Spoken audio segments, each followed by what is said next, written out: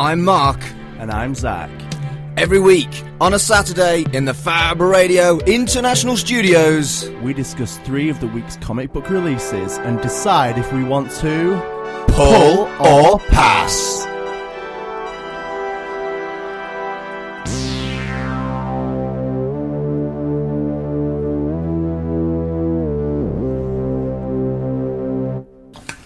Hello and welcome to Pull or Pass, issue 13. I'm Mark. And I'm Zach. And this is your weekly geeky comic book radio show. Indeed it is. I nearly said geekly again. I like geekly. And it's not a word. It's got kind of Ned Flanders feel to it. That's why I dislike it. Right, I was watching The Simpsons the other day. Homer is only 34 years old. Wow, he looks rough. Yeah, well, that's the thing. I'm significantly older than Homer, and I like to think I look a bit better than that. Is like current Simpsons or like old school? This was like 90s Simpsons, and they actually said his age was 34, and I'm like, 34? He looks about 50. Yeah, right? Wow. Yeah. Yeah. I don't know how to feel. So, Ned is presumably a similar age to Homer. Actually, I'm quite alright. I can be Ned if that makes me 34. Whoa. Oakley dokely. Weekly geekily. Yeah, this is our Betwixtmas show. And, well, essentially, because the only company that's releasing books during Betwixtmas is Marvel, we're having a compulsory Marvel special. It's not that we wouldn't have done it, it's just that we had to. We weren't planning to do it right now. No, we had to, basically. Rumour has it, I don't know if it's true, about a month ago we said we were going to review Killlock. Did we? Yes. Yes, we did. Apparently Killlock actually comes out today. But for goodness sake. I only found that out after we'd lined up the Marvel special and read the books. Oakley dokely lined it up. So, apparently Killlock, if you were eager to find out about that, this is the week to go. I was actually pretty eager to find out about that, because Killlock was cool. It looks cool. But then it's had like a 3-week delay. Well, from what we were told at least. I might pick it up anyway. Maybe. Yeah. So, Zach, Betwixtmas news. We're a little bit light on the ground.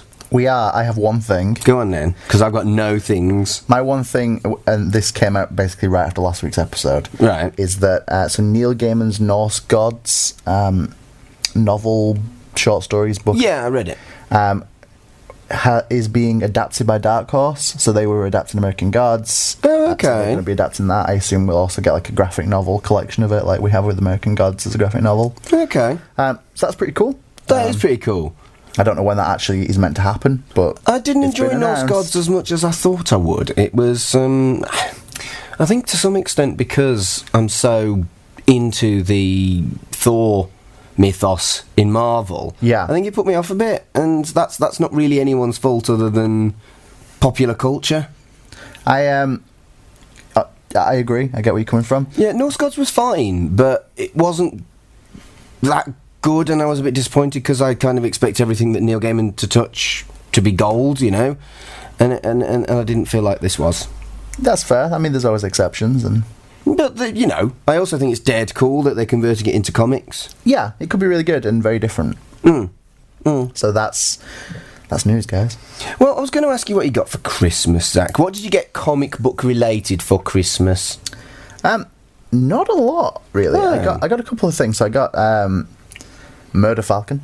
Murder Falcon. I've not heard of it, but it already sounds amazing. So it's by the guy it's Daniel Warren Johnson, who did the Wonder Woman Dead Earth. Right. Oh, okay, good. And it's kind of about a guy who, after a tragedy in his life, which you don't really know what it is to begin with, finds that there are monsters attacking the Earth, and the only way to fight off these monsters is through a giant half cyborg falcon who he can help fight by playing guitar. So he plays electric guitar. The better he is at guitar, the better the falcon is at fighting monsters.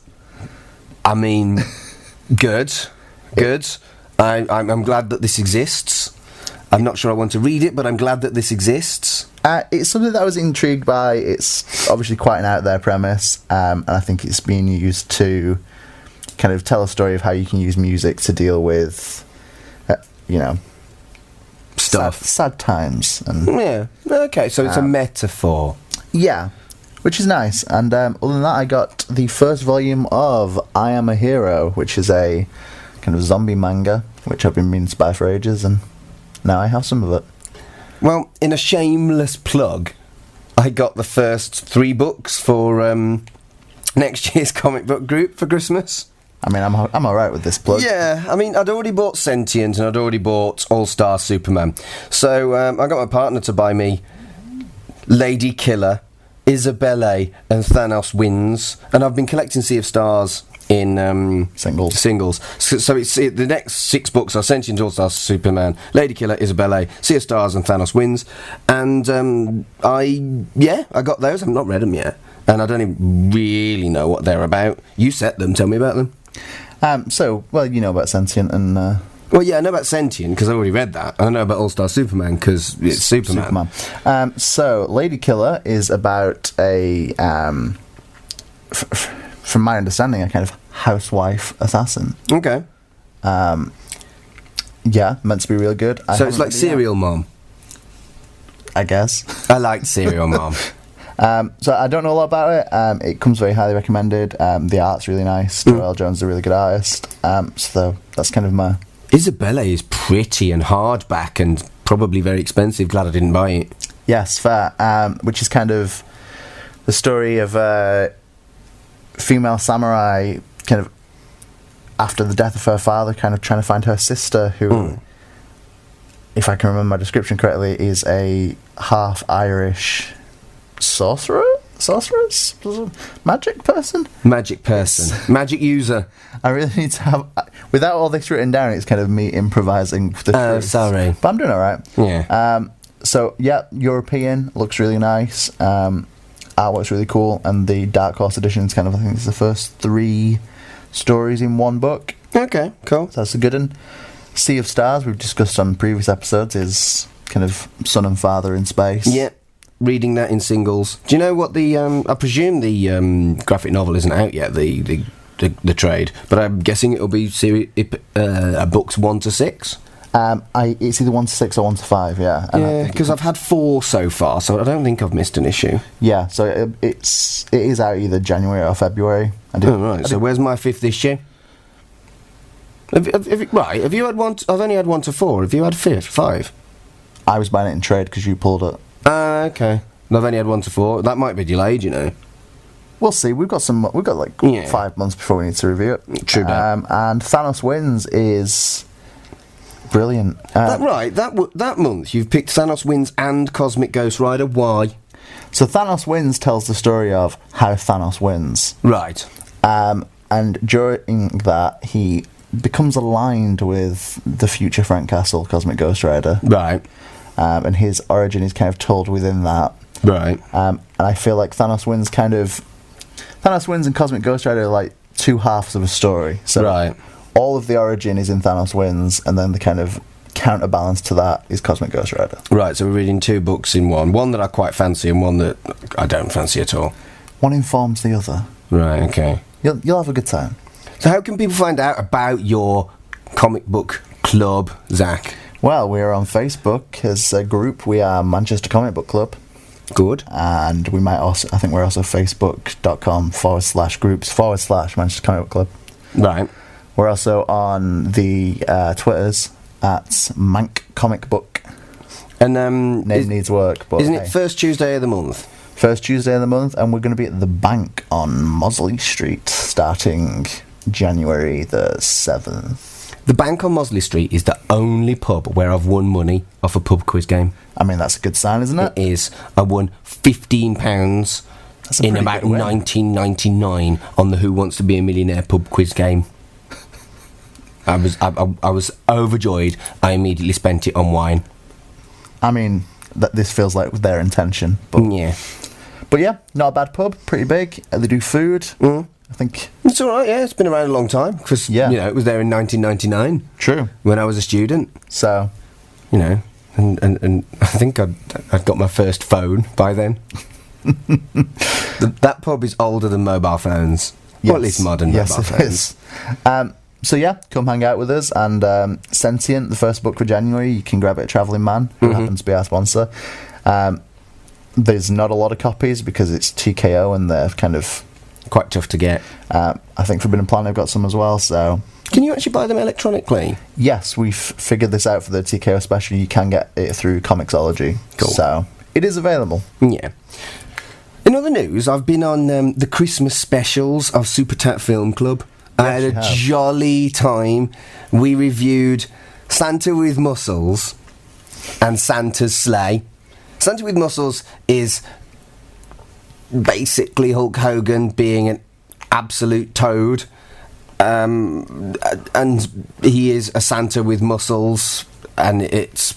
Well, listen to the podcast. And Santa's Sleigh is Bill Goldberg as evil Santa killing everything. Words fail me. Super Tat Film Club is very much a niche podcast for people that like terrible, but wonderfully entertaining films. And they can be found at Tat Club on the Instagram and the Twitters. I don't think they've got a Facebook page, but if you listen to them on Spotify like you do with us, or basically you can find them however you find us. I don't think they've got a Mixcloud. I don't think they use it. I'm lying, they haven't got a Mixcloud or a YouTube. Just find them on Spotify or the other listening podcast malarkeys. Super Tat Film Club. I have a lovely time when I guest there. And, yeah, not family friendly, so if you are under 16, don't listen to me swears. Or at least don't tell Mark about it. Yeah, don't tell me if you do it. You probably listen to it anyway. It's not like I don't swear on my YouTube channel. It's true. Yeah. Have you got any other news? That's it for me. I'm not going to lie to you. Should we talk about the kind of news about Travelling Man? As of the 27th of December, it is their January sale? Winter sale. Winter sale. I think is the official term. So yeah, there will be bargains galore at Travelling Man. And Travelling Man are the lovely sponsors of the show. They help us out every week, and we very much rely on them to help us out with, like, supplying us with our books and advice on what to review and stuff like that. And they're lovely. They're your local comic book shop in Manchester, York, Newcastle and Leeds. And you should support them because they're like a small business, and that's kind of what people should be doing now. Supporting each other's small businesses. Yeah. Cool. I quit my job. I'm a small business owner now.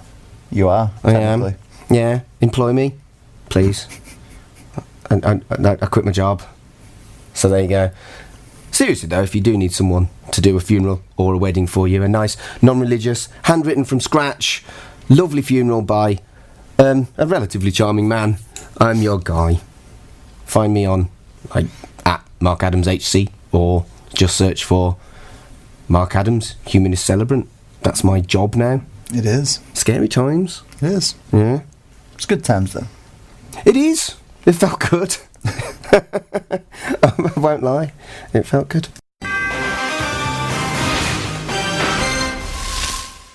So yeah, should we dive into our Marvel Xmas special? We should, but we also need to explain to our listeners what their pull is. Zach, could you do that for our listeners, please? Every week. So I did the sponsorship thing. So a pull is a kind of loose subscription service. Basically, you'll go into your local comic book shop and they'll be all, hey, I see you buying this comic. Do you want to put it on your pull? And you'll be all like, yeah, I guess. Why not? Maybe this will be okay. And then you'll read the comic and come back a week later and go, actually, I changed my mind. Or maybe... But that is okay. That is okay. Or maybe you'll, love it and read all the series, and that'll be good too. Yeah. So it's kind of... You don't have to pay up front. You just... They save everything for you, so you don't have to worry about going in every week and being there Wednesday morning.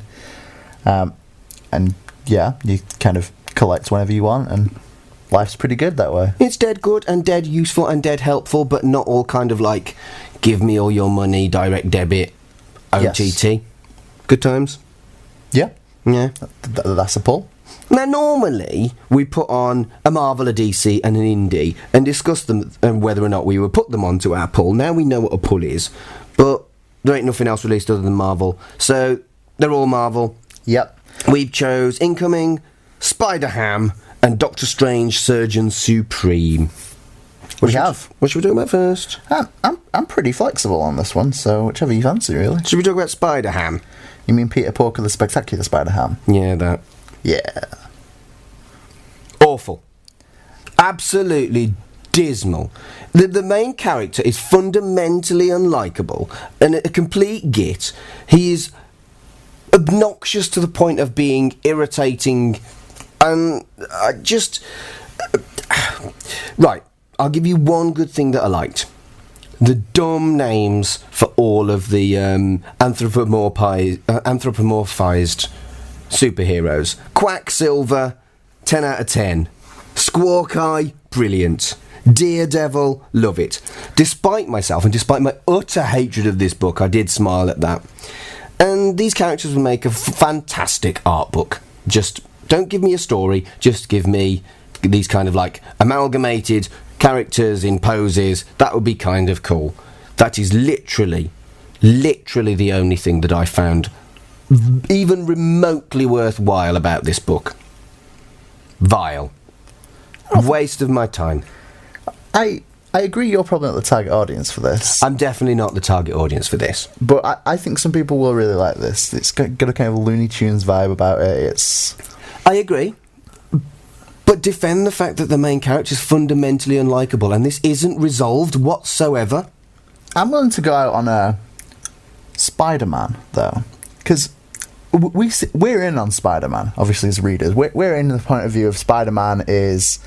You know, he never shuts up, and he kind of makes his own problems worse all the time, and we have to come at it from a... But we're on Peter Parker's side. Yes. But I feel like this is almost the same as that, except we're not on Peter Parker's side. No. So he doesn't shut up, and he makes his own problems worse, and he's all the negatives of Spider-Man that we're trained to accept, but in this side, it's kind of presented that we're not on his side. So he's actively unpleasant and unremorseful about his unpleasantness, and self-aware about it and gleeful about it. He's a cartoon character, though. He's forgive me. He's an absolute pig. Oh man, I know. And that's where we'll be ending this review because you know what I mean, though. I was going to say a rude word, but I couldn't. So pig was as appropriate as I could get. I do feel like Zeb Wells does a good job writing this. I think. Really? Yeah, I think the overall universe does work. I think the problem here is that it is trying to sell you on the idea that everyone hates Spider-Ham. And you hate Spider-Ham, so that's a success.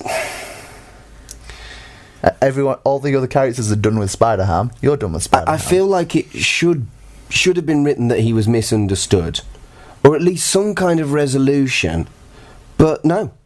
He starts obnoxious and hated by both the characters and the reader. And by the end of the book, he's obnoxious and hated by both the characters and the reader. I get that. I think what's strange for me with this is after a series like Howard the Duck a couple of years ago, I was kind of expecting more of that kind of Howard the Duck was great. Yeah, and that's kind of what I was expecting. I was expecting this to take more of a Howard the Duck cartoon character in the real world sense. I think putting Spider-Ham in his own world does make it seem that he's, kind of the worst. But yep. I feel like in other series, so in Spider-Verse, both animated and the comic, and in Web Warriors, he didn't come across as being such a problematic, dislikable character. I feel like...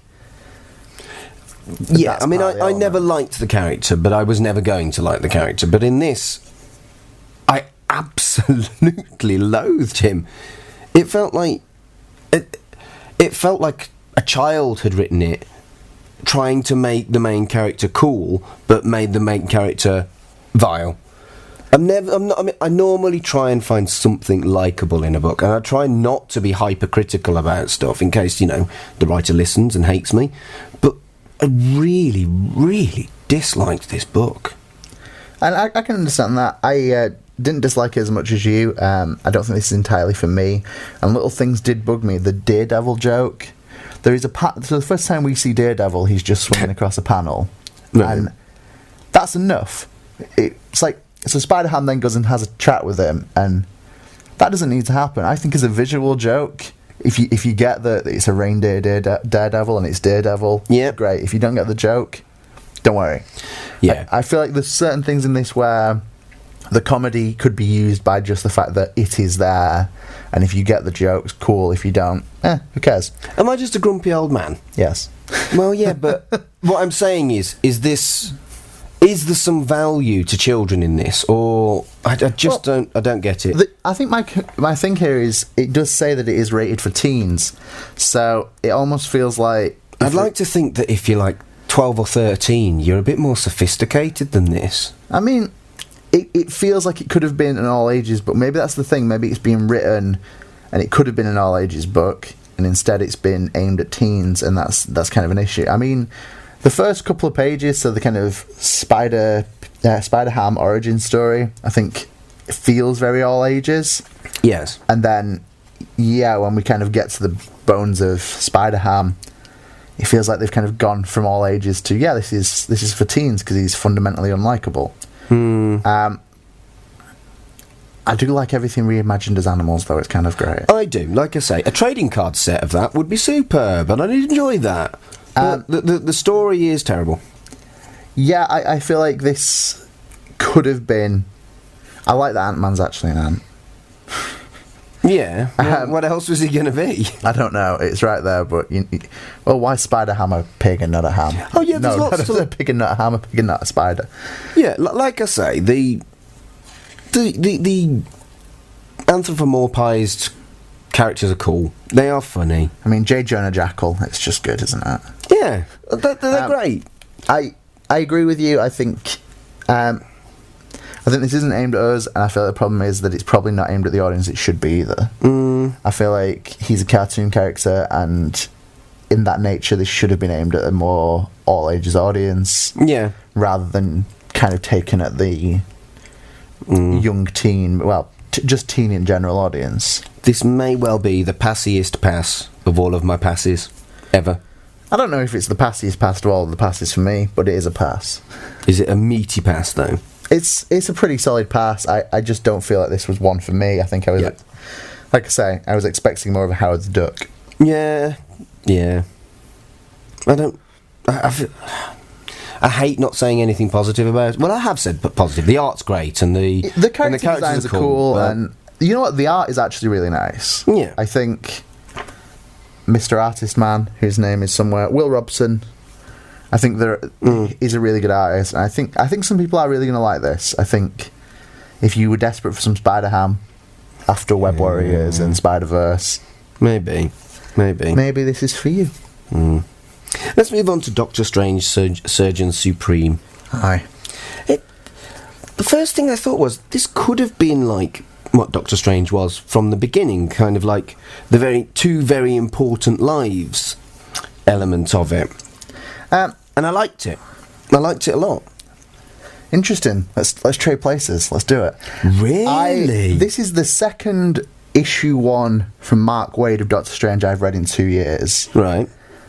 And I kind of feel like he fundamentally isn't the person to follow up on really good Doctor Strange. So Jason Aaron wrote Doctor Strange, Denny Cates wrote Doctor Strange, Dennis Hopeless wrote Doctor Strange, and all three of them kind of did a great job with Magic dying off, and Doctor Strange's got to try and save Magic, and Loki taking over as Sorcerer Supreme. There was Dennis Hopeless wrote a kind of D&D game version of Doctor Strange, so it's like they're trapped in New York City during Secret Empire, and it felt like a D&D campaign. It's him, Spider-Woman, Ben Urich, and the Kingpin working together to kind of survive magic-infested New York. Right. So I think all that was really solid writing.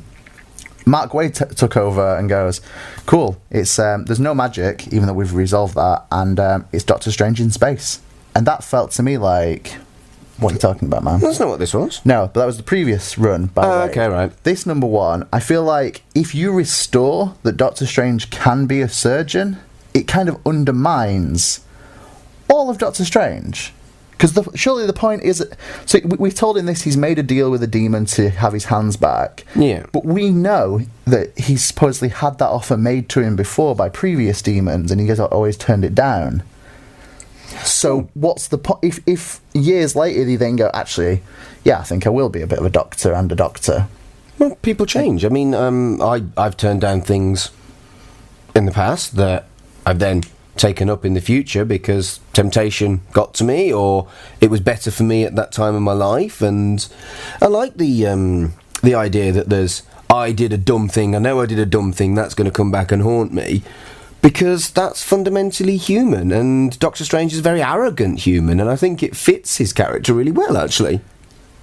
And I disagree. I think because I've seen I think because I've read, like, the last, I don't know, 4 or 5 years of Doctor Strange, I think he's already been through some things and grown as a person and realised and learned from mistakes, and I feel like this kind of goes against... Well, this was a new start for me. I haven't read any Strange for a while, and I've always liked Doctor Strange. And from the pure kind of arrogant and desire to be the best at everything that he does element of the character, I do think it fits. But maybe if the character has progressed from that and I haven't seen it, then maybe I can see why you're a little bit cross. I think through Jason Aaron and Cates and Hopeless, we've kind of seen Stephen Strange be broken and change his ways. So going back to the arrogant, has to do everything Doctor Strange seems... I don't know. I guess it suffers from the problem that a lot of Marvel does, where it ignores what's come before it to try and do something new, and I'm okay with what came before it. Or is it a comment on the fact that however much people try, they don't actually change? That's the human condition, right? It is, but I feel like that's giving Marvel too much credit on this one. Well, it's about a doctor, and it's the human condition, and I don't know. I think maybe... We talked about it with the X-Men rebooting, didn't we? How it does feel like they're ignoring what's happened in the past and just trying to do something cool. And it's whether or not we're okay with that. And for this one, I felt like I was okay with that. I guess it's something I've said before, and I agree with that. I think it is that Marvel soft reboot things and go, okay, well, maybe you enjoyed that, but we need more people to come and pick up our books now. And I'm okay with the idea that you can compartmentalise Marvel and make it that Aaron through to Cates was a kind of block of Doctor Strange, and that's, if that was your Doctor Strange, cool. But I think the nature of comics that you're always going to carry on, that's how they hope readers will start and then keep going, means that when these soft reboots happen, for some people it's going to be the end. Yeah, it's hugely problematic in a lot of ways for regular readers, but if your regular readers are dwindling, they have to take a risk, I suppose. But I also think this is strange, because we've already had that reboot. I think we've had like 2 volumes of Wade doing Doctor Strange, and then we're back to issue 1 again. It seems... I don't know. What's the? Does it have a legacy number on it? You know what? It doesn't. Does that mean it's an alternative universe? If it doesn't have a legacy, isn't that like outside of the main Strange continuity then? Hard to say. That's it. No, I don't know. I'm speculating that because it doesn't have a legacy number. I'm sure that somewhere in this there is a huge splash page that tells us the name of the comic. There you go. Huge splash page. There's a credits page, but it doesn't specify if it is like a legacy guy. So I don't know. So interesting. Let's talk about the Wrecker being badass. Wrecker is pretty badass. He was always a bit of a jobber when I was reading about him. I think people kind of go back and forth on if he's, low-level villain or kind of cool. The redesign in this does... there are positives about this. I think the redesign does work for him. For the Wrecker, yeah. I actually think Kev Walker's art throughout is actually really cool. Yeah, I like it. I think he's a good choice for kind of supernatural Strange. Yeah, I think it suits it, you're right. It takes on elements, so Chris Bacalo did the Jason Aaron run and did a lot of the kind of black and white with all the demons and supernatural stuff being in colour. Mm-hmm. So I feel like this borrows quite heavily from that, and if that's something that's kind of what's the word? Changed how Doctor Strange will be in future, and we'll have that kind of different black and white colour and things. I think Chris Bacalo. I like that. I did like that. Yeah. But yeah, the art's really nice. Yeah, that's Zach on artwork. The making the low level villain a high level villain is something that I've noticed Marvel have been doing quite a lot recently. They did it with Bullseye and Valkyrie, and They did it with Daredevil getting beaten by an absolute jobber, like some random street thug. And it's like, I think Marvel are kind of like pushing a button that anybody on any given day can beat someone else, you know? Yeah. Which I like. They seem... I don't know whether I've just spotted a pattern that isn't there, but I felt like... I think it has been an increasing thing. We've seen things like Thor #1 last year kind of went with, well, what if Juggernaut was real cool? And Yeah. Wrecker, Black Bolt did stuff with Absorbing Man. So yeah, I think it is a kind of effort to use lower level villains as a more prominent way. I really like the conflict of importance in this. You know, he is the best surgeon in the world, but he's also the best magician in the world. And if you've got that kind of conflict, it's difficult to make decisions. And I really liked that. And I think it gave it a different element, a new element that I got on with. And I can empathise with being busy. Yeah, fair. But it's I really like it. I really like the conflict of it. Where you got, like, say, Peter Parker. He's just a photographer. No offence to photographers out there, but if you're not the best photographer, then there are other photographers out there to do what you do. Whereas if you're the best surgeon and nobody else can be trusted with XYZ as an operation, that's cool. People's alter egos aren't... or it's very, very rarely in comics don't tend to be an emphasis. Yeah, that's true. You get like the personal soap opera element of it. The Daily Bugle, Superman is Clark Kent, etc., and Dr. Donald Blake at one point in Thor. Yeah, of course. But he wasn't the best Doctor, and I like how there's a real legitimate conflict between not just a personal life but also almost two professional lives as well. I like that. Very modern take, I think. I get where you're coming from. I have some concerns that because of that, though, I kind of know how this is exactly going to turn out. Okay. I haven't thought that far. But maybe that's because I'm enjoying it and you're not, I suppose. Yeah, maybe. I just think this one wasn't for me. I think I've read a lot of Strange, and I've enjoyed a lot of Doctor Strange recently, so I didn't really need the 2 Mark Waid reboots, I think. Well, fair enough. I've not read that much recent Strange. I've read quite a bit of Strange over the years, but I've not read much recent Strange.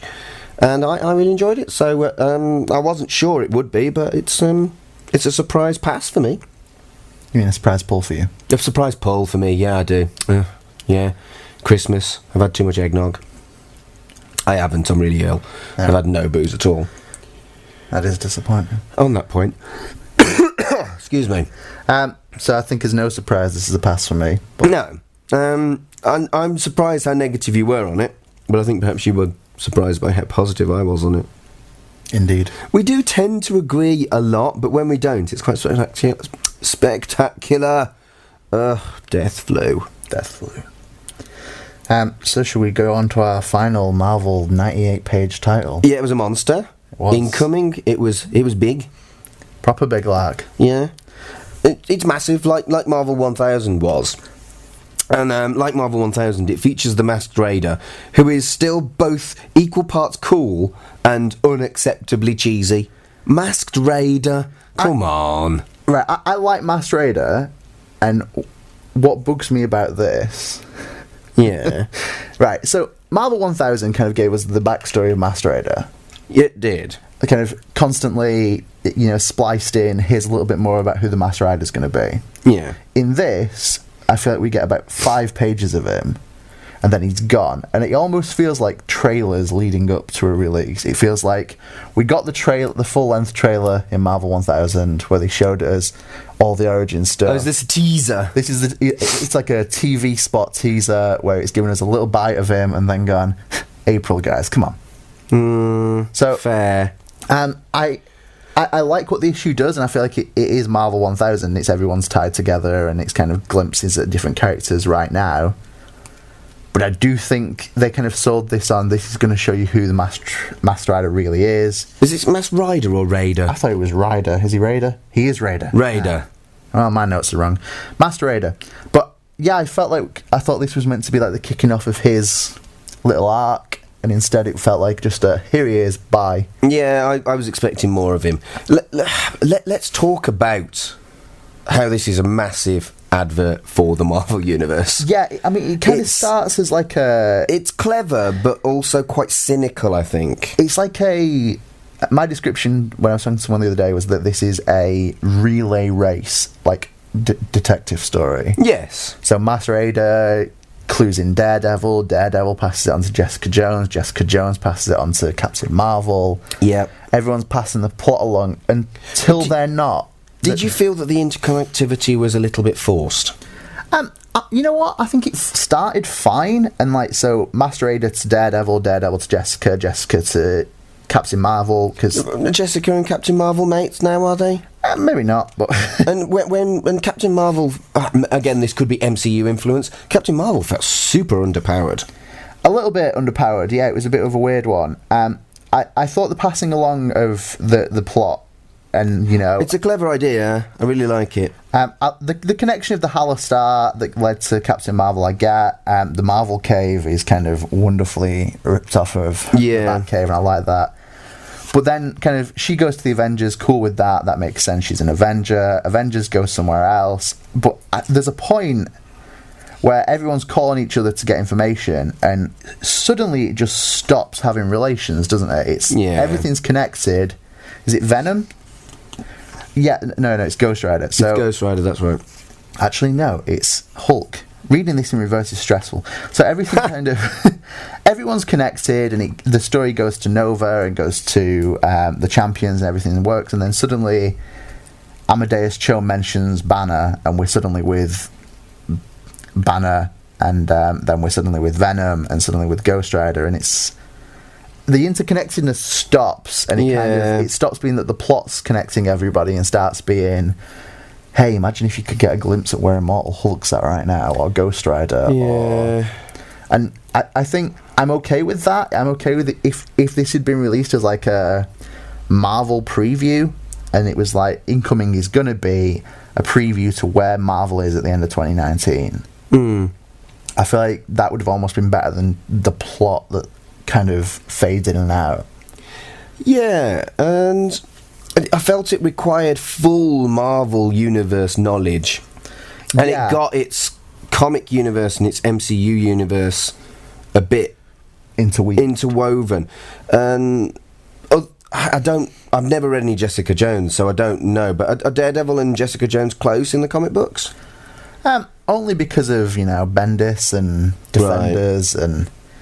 And it does feel like they're kind of expecting you to merge your MCU knowledge with your Marvel comics knowledge, and which is something they've been doing in the writing, I guess. We saw the Defenders match up with the TV show, and I guess that's the suggestion there, is that these things have been getting closer together, even if you've not been reading them. And, there's a lot to like in this book. The gays. I enjoyed the gays. I felt included.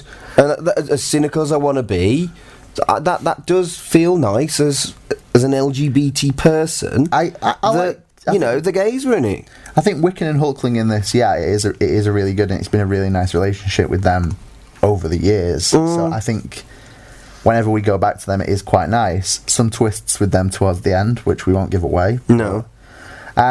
There are things in this that kind of I don't know what they're about, but I thought were great. So there's Val's rewired one of the Herbie Fantastic Four droids, and he's suddenly all robot uprising. I really liked that. Yeah, it was campy, but it was fun. I thought the art was really nice for it as well. Very Marvel Ultimate Universe feeling, and I quite liked that. We get the little taster of Iron Man 2020, which is nice. But it does feel like a taster for next year's Marvel. Yeah, it's a huge advert, and which is fine, but it is also a $9.99 advert. Yeah. So it's also an expensive advert that Marvel 1000 has kind of made you think you need to read. Yeah, and I mean, it wasn't just the fact that it then at the back it gave you a list of where you can see all the characters that you saw in their own individual comics. They also had quite a lot of adverts for upcoming comics as well. One of them being Ravencroft. Yes. Which is Fallout to Absolute Carnage, I think. It just looks like... I mean, I've not read Absolute Carnage, but it does look like we want our own Arkham Asylum.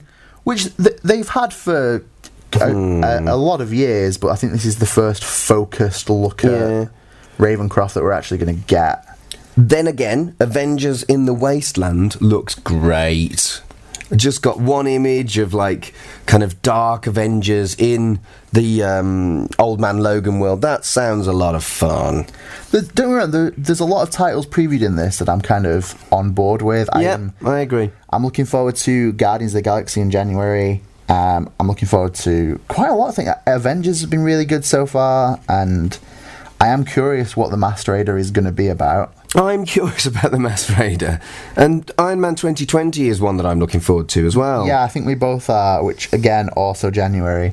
A lot of books are coming out in January, is what this tells us. Let's hope we don't have to do too many Marvel specials, but if there's some huge titles, we could drop. We could, maybe. And that's the thing. It is a huge cynical advert, but it's a huge cynical advert for quite a lot of things I quite fancy. The thing is, what I question about this is, there was already a lot of titles I knew were coming up. I knew Guardians was coming. I knew we were going to get more Masked Raider. I knew we were going to get Iron Man 2020. We covered it on last week's show. Yep. So I almost feel like it's an advert for things that I was already on board with. Yeah. So I guess it's, if you weren't keeping up to date with solicitations, obviously we are because of the nature of the show. True. So I think we already knew what was coming. I guess if you're not, and you're just taking it as it comes and reading Marvel. And if you take a step back, this could be super useful for some people.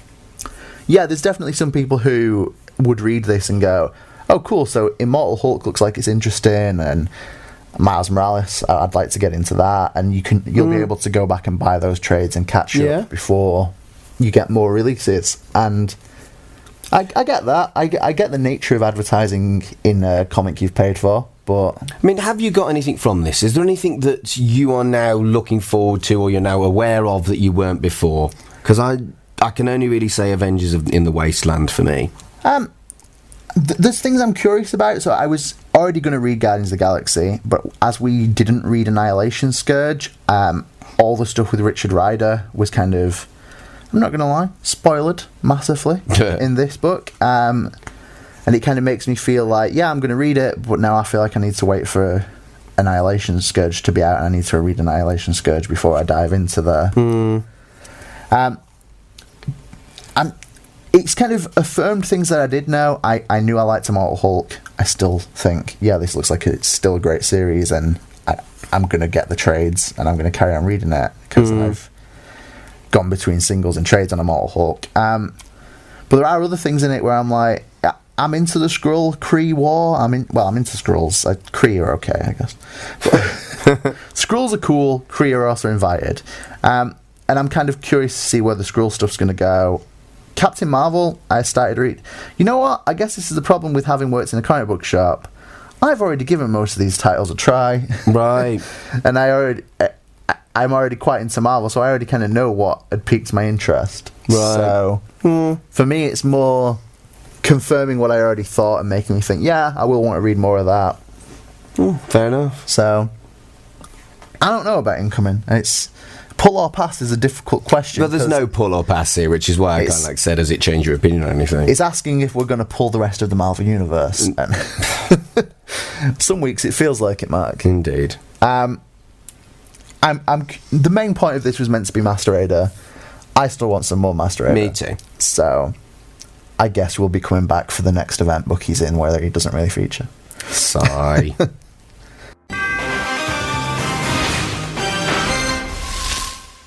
And that's all we've got time for this week, really, Zach. So next week, Zach is in Japan, so we're doing a review of the year, and spoilers, it's going to be pre-recorded. But you'll never know. We're basically going to have a chat about all the books that we've read and pulled so far, and how we found them as we've read the subsequent issues and stuff like that. Yeah, it's going to be different but good. It is. It's going to be like our New Year episode. Yes, it is. So So, with that being said, thank you for listening to Pull or Pass. We've pulled, we've passed. We're going to do it all again next week. But we're not.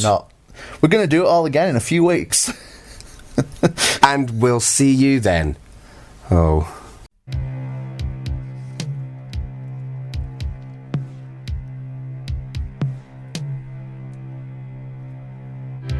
Thanks for listening to Pull or Pass. To listen again, it's www.mixcloud.com/pull-or-pass.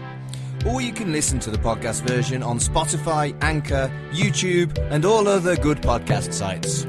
Join our Facebook group, search for Pull or Pass Radio Show. Follow us on Twitter @PullOrPass.